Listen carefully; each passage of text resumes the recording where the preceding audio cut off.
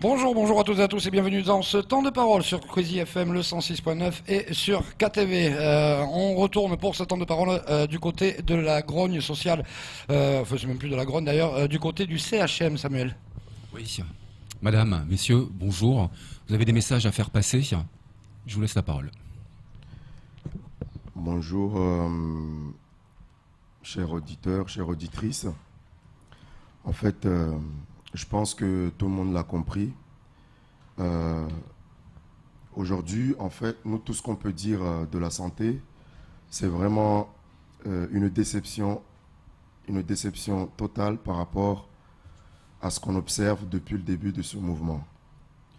Il y a tout ce qui est mis en œuvre actuellement, c'est pour nous faire passer pour des racistes ou nous faire passer pour des colériques ou pour des fous, des méchants, alors qu'il fut un temps, on était tous unis pour le même combat.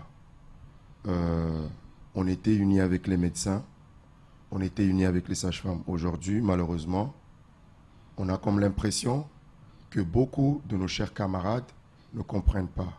Et c'est dommage, parce que c'est une machination qui est mise en place pour avoir exactement l'effet que ça fait aujourd'hui.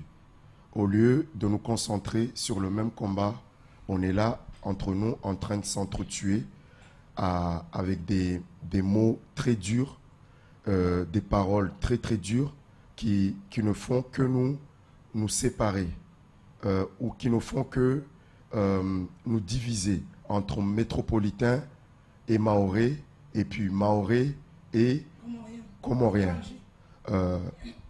Je m'explique autrement. Lorsque le gouvernement reste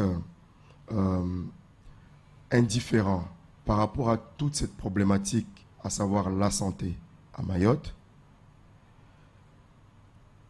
tout en sachant qu'il laisse délibérément le flux migratoire augmenter, aujourd'hui même j'ai vu ça, qu'on est à 262 000 en 2017. C'est quand même malheureux, c'est quand même très malheureux. Donc, lorsqu'on sait que le budget qui est alloué à la sécurité sociale pour tous ceux qui sont affiliés, c'est ce même budget-là qui prend en charge les non-affiliés sociaux, la moindre des choses, ce serait de pallier ce traitement de non-affiliés sociaux. Aujourd'hui, on ne reconnaît pas cette surcharge de travail, eh bien, qu'on donne le budget au moins qui nous permettrait de prendre en charge cette surcharge de travail, ces non-affiliés sociaux qui malheureusement occupent une très très grande partie des consultations. Ce qu'il faut comprendre, c'est que l'enveloppe de l'hôpital, c'est environ 210 millions. D'accord? Donc sur ces 210 millions, viennent se plomber 25 millions dans notre propre enveloppe, concernant justement l'histoire de l'immigration. Donc comment l'État peut faire une chose pareille en associant ces deux parts? Il devrait avoir une part pour ses propres ressortissants, d'accord, qui ne sont pas affiliés, et nous rendre ce qui nous revient de droit, tout simplement. Parce qu'aujourd'hui, on a l'impression que même ce qu'on a déjà obtenu, on est encore en train de le donner à ces gens-là. Donc nous, c'est ce qu'on ne comprend pas. Ça sert à quoi d'agrandir des murs quand on ne s'occupe pas réellement des soignants? Parce qu'aujourd'hui, on le sait pertinemment. Le véritable malade de demain, ce n'est pas celui qui vient de l'autre côté, c'est nous. C'est nous, parce que dans les ETP, quand on a été embauché pour soigner un certain nombre de gens. Et aujourd'hui, ça explose. C'est même pas le double, ni le triple, ni le quadruple. C'est bien plus que ça. Donc j'aimerais bien comprendre où on va, parce que là, j'ai comme l'impression de ce que j'ai vu hier, je ne sais pas si vous vous souvenez de ce sketch de Coluche qui disait que son père a écrit au gouvernement en lui demandant quelque chose, et le gouvernement lui a répondu, mais dites-nous ce dont vous avez besoin, et nous, on vous donnera la façon, ou on vous expliquera la façon dont vous devez vous en passer. Donc, c'est exactement c'est ce un qui peu s'est exagéré, passé. parce que vraiment, ce qu'on a eu hier en visioconférence, C'est exactement ça. on s'est senti plus clandestin que ceux qui sont en situation irrégulière ici. Oui. Alors, moi je parle en tant que maman. Je parle en tant que femme, en tant que mère de famille.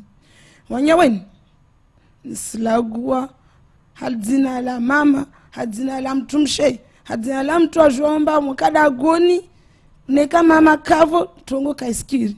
Vanle wote maizishitu. Mana maulida vava alagua shizungu mba. Ritoka wawade, madara wawade. Wame assistante sociale wanyawo mujwa. Wamaore wa oblige wando wadzira wenze. Donc omolao senda zao la réunion Faransa, usilisha mwanaho, usilisha watinu waho, usilisha mduhazi waho, usilisha mana ifo pari mwanadalau. Maore vanu mtu alona sécurité sociale kaspara zihiriwe. Mana vele kesivomba kwa mtu kata wazira, wasambi namba karsina shua. Wanyaweni? Risufa maore. Risuambi namba kusina shua. Enda zao privé. Est-ce wasir na privé maore? Karsina ma privé. Wanyawe narihime bena morongo narihime ntaliye maana tsimaize mbarsulawa jana tsona watu baba wararu watu amuse yan hodzaroho vamoja ko sinzi ya ministeri ako sinzi ya safi hari na urambe mbarako je mwambiani vanu shituto shinari mbani vanu tongo ya ersip mana ma docteur le opara ersip wanyawe ne kama na nyawo maore kaunza docteur katsoja fanyazi ule katie pasma docteur katsoja fanyazi wanyawe roisi noza na rishe wanyawe ile sio ya maore wami vanu lewo kavya urongwa nai ni simiani lewo au mazarifu. J'aimerais quand même passer un message à notre directrice et à cette façon de manager. Qu'il ne sert à rien de nous diviser à l'hôpital. Lorsqu'on est une directrice médicale, on apprend à gérer et à vraiment gérer. Il fut un temps, on était tous ensemble avec les médecins pour défendre la santé à Mayotte.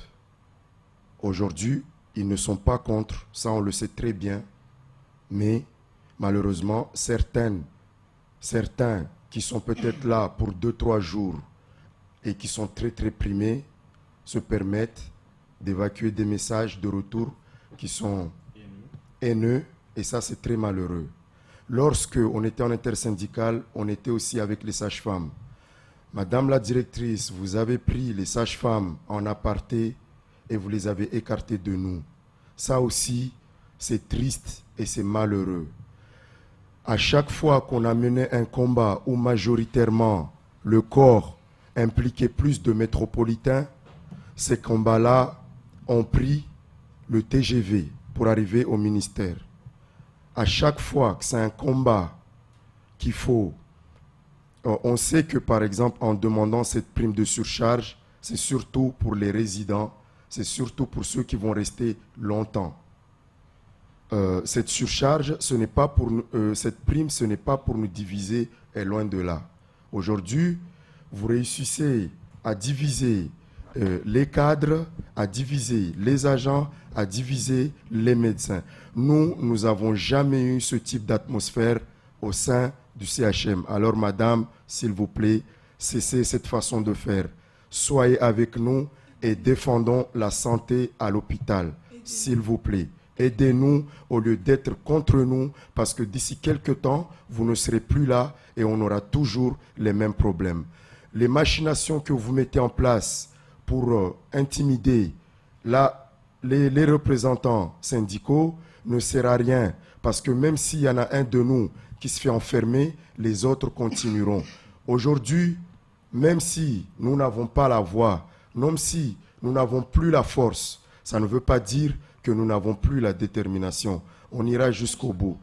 Hier, on nous a méprisés, vous étiez là. On ne vous a pas entendu une seule fois nous appuyer. Or, vous êtes la même personne qui est partie pour les médecins. Vous êtes la même personne qui est partie pour les sages-femmes, pour les IBOD, pour tous ces corps de métier où majoritairement c'est des métropolitains. C'est de ça dont il s'agit. Lorsqu'on parle que certaines choses sont là pour nous diviser, c'est de ça dont on parle. Alors s'il vous plaît, mes chers collègues, ne rentrons pas dans ce fléau. Permettez-nous de nous battre parce qu'au final, c'est tout le monde.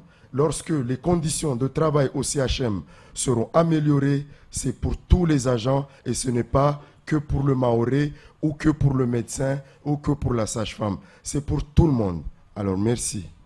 Moi, ce que j'aimerais dire pour terminer, parce que je pense qu'il ne reste pas grand-chose, c'est qu'il faudrait essayer de trouver une solution simple. Aujourd'hui, ça s'est démontré très facilement. On ne va pas être xénophobe ni raciste. Les métropolitains n'ont rien à foutre de notre grève. Ils ont envie de travailler. Ils veulent garder leur prime. Eh bien, pourquoi on n'assigne pas justement ceux qui ont envie de travailler? Parce que nous, ce n'est pas qu'on n'a pas envie de travailler. On est fatigué. Les contrats de Mayotte envers nos collègues métropolitains, c'est 3 mois, c'est 6 mois, c'est 1 an, c'est 2 ans, renouvelable une ou 2 fois, ou même, il y en a qui s'en vont avant même que ce soit renouvelé. Et ils gardent tout avec eux. On ne leur demande pas de rembourser quoi que ce soit. D'accord? Donc, qu'ils fassent le boulot pendant que nous, on cherche justement. Parce que cette prime-là, comme le disait mon collègue, elle n'est pas pour nous que les citoyens, parce que même eux, ils vont l'avoir aussi, quoi qu'il en soit, sur la surcharge d'activité.